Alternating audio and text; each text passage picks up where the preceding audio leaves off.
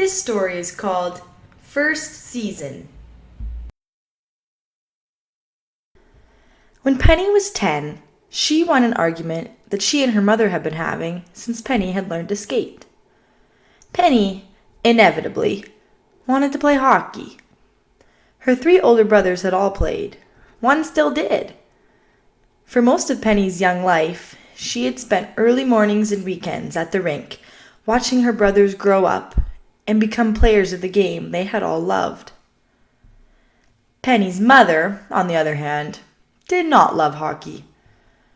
With one son banned from his league and another permanently out of the game due to injury, it wasn't hard to understand why. Not that either of those things had been true when Penny first asked if she could play, but little had happened in the subsequent years to change Mrs. Davies' position on Penny playing.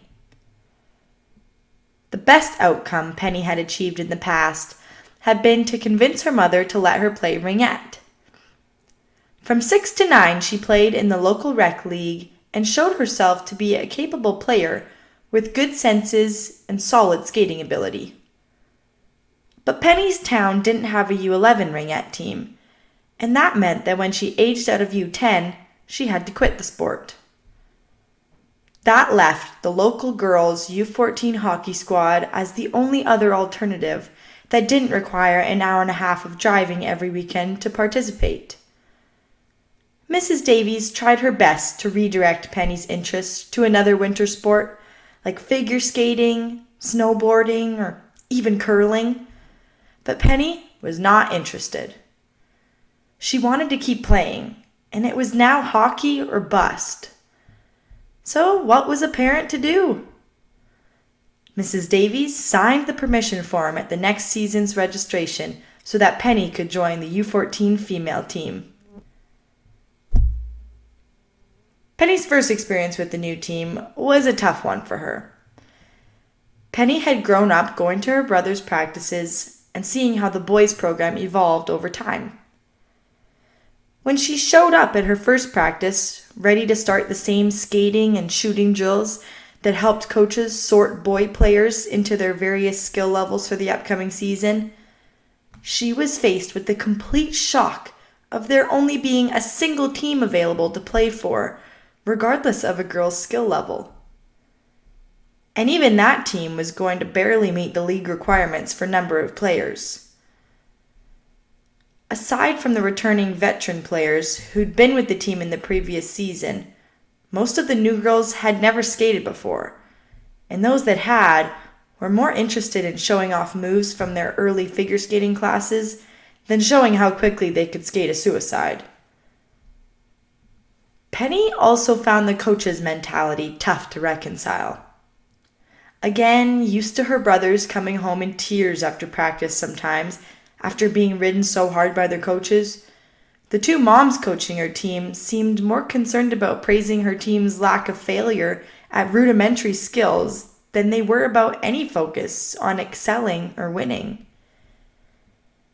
The team had placed second last in their league in the previous season, putting up 8 wins and 22 losses that finished with a first-round knockout at the playoff tournament.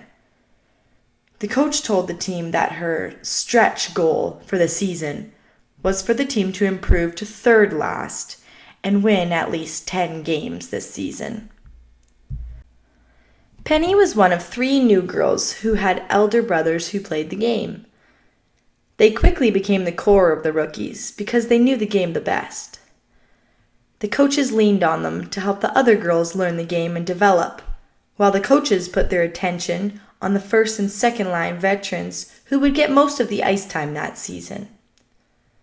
Overall, it was a role Penny felt comfortable sliding into. It gave her focus and purpose at practices and let her get to know the other rookies well. It also gave Penny something to focus on aside from the coach's vision, which Penny had rephrased for herself as, "Don't lose more than 3/4 of your games this season." Instead, Penny was able to focus on her little group of rookies and making them into a group that could one day become the core of a much more competitive squad. Working from the ground up, She and the other 2 rookie leaders were able to establish solid fundamentals of skating, passing, and shooting early, and work with their teammates on being the best they could at those skills every practice. Meanwhile, outside the rink, Penny's home front was a different story. For her dad, having a kid simply meant being part of the minor hockey ecosystem. Girl, boy, it didn't make it any difference. Penny, being the 4th in line, was just the last and youngest of the kids to go through the system. Penny's mother had a different outlook. A reluctant hockey mom at the best of times, her mother had not found many reasons in the last decade of having 3 boys in the sport to let go of her reservations about having her kids participating. A view that girls should be sugar and spice and everything nice further didn't line up with her only daughter participating in such a rough sport. When Penny first told her parents that she wanted to join the female league, her father had just asked when the registration was. Her mother had disappeared to her bedroom and cried. Penny's brothers were the ones who really stepped up to help Penny's hockey career. Paul, still vying for a late draft spot in the CHL, would run shooting drills with her when he had time. Pat, Penny's oldest brother, though, was still trying to figure out who he was after his own hockey career had abruptly ended the previous season. Pat drove Penny to her practices and gave her frank criticism after each practice on things to improve upon. Pat made sure he and Penny went to at least 2 open rink sessions each week to work on skating and conditioning skills. And Pat spent as much time as Penny at Mr. Bennett's backyard rink playing pickup and helping his sister's game evolve. Pat quickly became more of a coach to Penny than any of the ones on her team, and she listened closely to each piece of advice he gave her. If not for Pat, Penny figured her mom would have probably tapped out on her hockey dream after the one season, but Pat made sure Penny both showed up for every practice on time and that she became one of the top rookie prospects on the team. Penny, along with every other girl at tryouts, had been selected to the team. She was officially a member of the South Saskatchewan Hungry Beavers. She had seen the name at tryouts and thought it was a joke. A few of the older girls on the squad quickly taught her that, no, it wasn't a joke, but a long-time throwback to when the club's only corporate sponsor had been the Hungry Beaver Bar. And that was because one of the club's alumni parents had been assistant manager there. The veterans educated her and her rookie cohort that none of the players referred to their team by its actual name. Instead, they referred to themselves as the HBs, or sometimes just the Beavs. One older girl in particular, Fleur, took on helping Penny and the other rookies get used to the team. Fleur was a forward, and she was in her 2nd year with the team. She didn't get a lot of ice time, but had a bubbly and outgoing personality that made her feel like a big sister to Penny and the other younger girls. Alongside Penny in the rookie group was Penny's best friend, Siobhan, Shiv, who had played ringette with Penny every year Penny had played. She had been the team's goalie on the ringette team, but the Beavs already had an older girl who'd been in net for the last 2 seasons, so Shiv was now playing defense.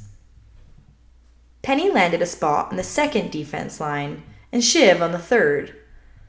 Both were paired with veterans on the team who had played in previous seasons. Penny's defensive line mate was Rebecca Bex Milton. Bex was a 3rd-year member of the team, in her final year before she would have to graduate to the Junior Female League. Bex was a solidly built girl, with flowing ginger hair and freckles she had yet to outgrow. Penny was fairly certain Beck's vocabulary consisted of F-bombs and as few other words as possible.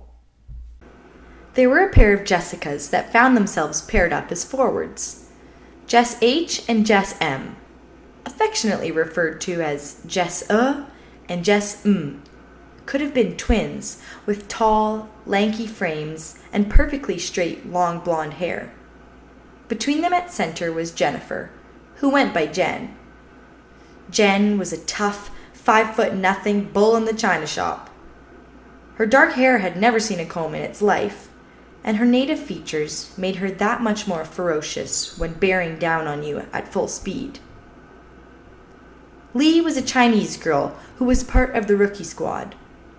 Looking at her, you'd think that a tough breeze might blow her over, but as soon as she put on a pair of skates, there was no catching her. She'd barely picked up a stick before tryouts, though, and had a long way to go to figure out shooting and passing. She freely shared that she was pretty big in the junior figure skating community, until she got banned for a season for knocking her doubles partner off of the podium after he tripped her and they placed third in a tournament. Lee's parents refused to come to any of her games, not the least of which because the partner she'd shoved off the podium had been her twin brother, Zin. And then there was Kelly Brick. Brick, or Bricks, was appropriately the team's goalie and had held that position for her first season with the team. Bricks was a big girl who had originally been born in one of the Dutch agricultural communes in southern Saskatchewan. Her mom had married into the community after meeting her father, but divorced him and had taken Kelly with her when Kelly was still a small child. Bricks grew up in her father's image, though, with tough, broad shoulders and thick muscle tone. She couldn't skate to save her life, and handled the puck as if it was a hot potato. But in pads, she covered more of the net than anyone else. It didn't seem to bother having freezing rubber slapped at her for hours on end. So that made her uniquely qualified for net anyway. Those were Penny's people on the team. The ones she got to know and made friends with. There were 10 other girls filling out the roster for the season, but Penny wouldn't get to know them that well. Their first game had been against the league leaders from the previous season, the Big River Baronesses. It had been a blowout, with Penny's team losing 11-0. Penny had only seen about 3 shifts a period in that first game, and been surprised, not by the poor play of her own team, but by the poor play of the Baronesses too. For a group that were the defending champs, their passing and skating seemed just as choppy and broken as the Beeves was. Despite the loss, Penny left that first game with a giant shot of confidence that having just seen the best in the league, her team may not be as far behind as her coach made them out to be. The Beeves' second game, Penny got her first penalty. Coming onto her shift with a 3-3 tie at the beginning of the third period, the Beeves had set up a good puck cycle in the opposing zone and were looking dangerous. Penny missed a pass back to her spot on the point, and the puck caromed off the boards towards center ice and the empty rink behind it. Penny dug her skates in and raced towards it, seeing a flash of the other team's red jerseys in her peripheral vision. Knowing she wouldn't win the race, Penny dove forward, reaching with her stick, and managed to poke check the puck across the blue line and towards her team's goalie. But more importantly, away from the stick of the opposing forward beside her.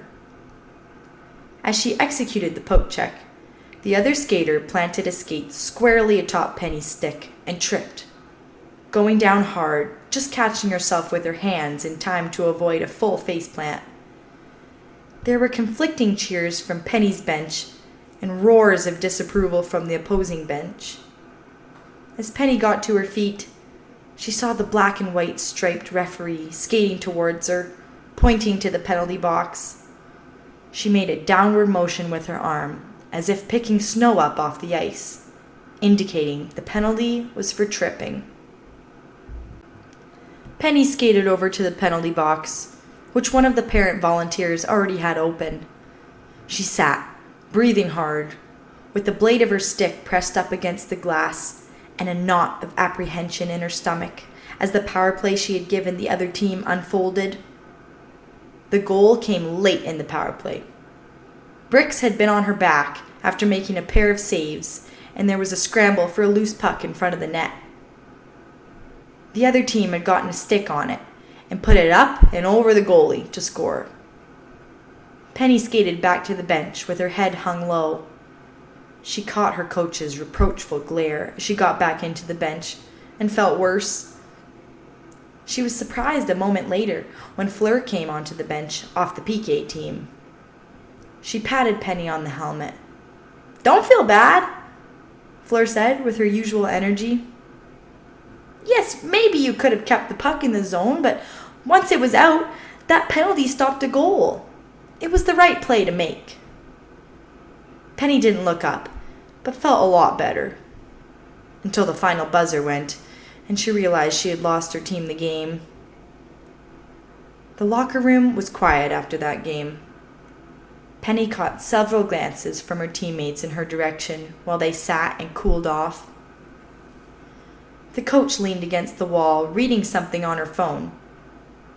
The silence overwhelmed Penny, and she stood up. "Look, everyone, I know I lost us the game. I'm sorry," Penny blurted out in a rush. "I made a dumb move, and I'll do better next time." She then sat down and hung her head. She was preparing herself for the jokes or the jeers or insults for her mistake. Anything but what had happened. "Sorry, everyone. I lost us the game," Fleur said, standing. "I missed that open net back in the second period. Sorry." Penny and the other players were raising their heads now as a new wave of energy shot through the room. "I'm sorry, everyone. I should have stopped that second shot," Bricks said. "I shouldn't have taken that penalty in the first," Jess H. added. Laughter rippled through the room, and one by one, everyone in the room offered a reason why they had lost the game. The last few explanations were drowned out by an uncontrollable fit of giggles from the room. When it had at last died down, the coach leaned forward from the wall and put her phone down. "All right, everyone sit down. Now that we've shown that we're all Spartacus, the takeaway from today is that no one person can win or lose a game for us. Win, lose, or tie, this team succeeds or fails as a unit." That elicited another round of giggles. "Grow up. We're all going to make mistakes, and nobody here is so talented or untalented they can single-handedly decide the outcome. If any of you had that illusion coming in today, check your egos at the door next time, because it isn't true. Now get your gear off and go home to think about that." The coach left at that point to go do whatever coaches have to do after a game is over, leaving the room with the simmer giggle train dying down, but the players looking awkwardly at one another. "Okay," Shiv finally shouted at the room. "That was some real kumbaya, wax on, wax off mojo, but someone here want to tell me just who the hell Spartacus is?" The rest of Penny's first season with the team had lots of ups and downs, wins and losses. Some of those are a story in their own right for another day. But when Penny looked back on her first season, it was that locker room confessional session that took the Beavs from being a group of girls playing together to a team for the first time. Penny thinks about that moment a lot more than she ever thinks about the missed play or her first penalty.